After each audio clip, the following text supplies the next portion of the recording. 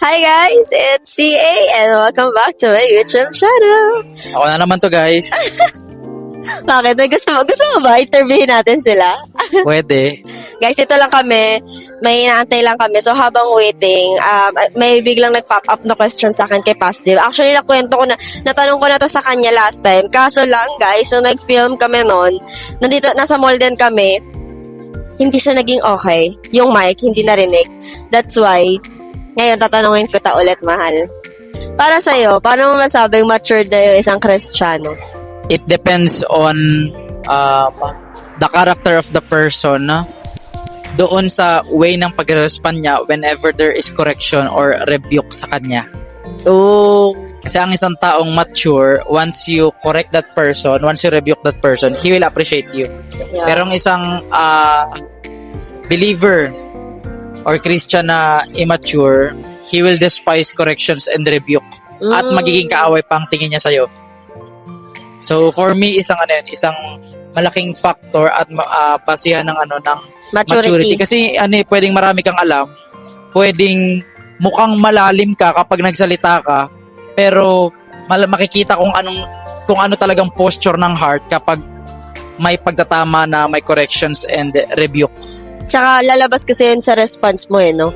Makikita. Yung the way you will respond will determine how mature you are. Wow, that's right. Ganda. Ikaw, anong nakikita mong dapat katangian ng isang taong mature?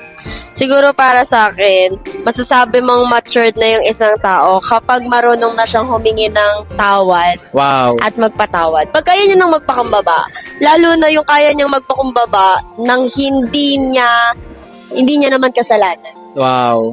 Kapag kaya niya... So, it's one thing na magpakumbaba ka kapag ikaw ay may kasalanan. It's another thing. Kapag kaya mo magpakumbaba... Na hindi ka may kasalanan. Yes, hindi mo kasalanan. So, I think, for me, mataas yung level ng maturity ng tao na yun. Kasi kaya mo na humingi ng tawad sa bagay na hindi mo naman kasalanan. So, parang for me, we can say that person is matured enough. So para ba to sa mga nagsasabing bakit ako yung mag-sorry, di naman ako yung nagkamali? Ay, yeah. Masasapul nito, matatamaan nito, yung mga taong, bakit ako mag-sorry? Bakit ako, wala naman akong ginawang masama. You know what? Isang bagay na masabi natin, spiritually matured ka kapag kaya mong magpakumbaba kahit hindi mo kasalanan yung bagay na yun. Kung gusto mo matest yung maturity mo, doon mo makikita kung kaya mo na bang magpatawad, humingi ng tawad kahit hindi mo kasalanan. And also, ang goal kasi tawag dito, pag ikaw nagpakumbaba, ang goal mo, mawin talaga yung relationship. After mawin yung relationship, then dun mo pwedeng kausapin yung tao sa mga bagay na dapat isaayos at itama. Yeah, dun mo it's forgiveness. It's about winning the person. That's right. Because kasi kung hahayaan natin na bahala siya sa buhay niya, di man ako may kasalanan Parang hinayaan mo ang demonyo na sirain kayo. Hinayaan natin si Satan. Sige, Satan, destroy us. Parang ganun mo sinabi. Di mo man directly sinabi sa kanya. Pero sa actions natin, the way we respond, para natin siyang inalaw, binigyan natin siya ng access, sirain tayo. Pero dahil hindi ganun tayo, hindi ganun ang tinuturo ng Diyos sa atin, gusto ni Lord na i-win natin yung person, and then after that, doon natin itama, kausapin, doon natin sabihin sa kanya na gano'n. Kapag hindi kinaya, nang kayong dalawa lang, doon natin tatawagin yung iba. May witnesses. May witnesses. Yan sinasabi ng Matthew 18:15. Yes. Ayan. Guys, dumating na. Hinihintay namin. Yung inaantay namin. Parang kumain na sila. Oo nga Parang kakaiba naman to. Parang nakadandil yung suot nila. Kaya nga Grabe yung mga suot, nahiya yung nakapambahay Ito sila, guys. Oops, ayun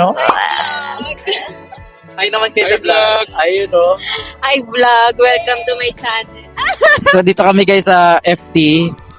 At magpapaalam lang muna kami dahil kami ay kakain na at magkakape. Magde-date lang kami, guys. Bye kayo, guys. God bless, guys. Bye po.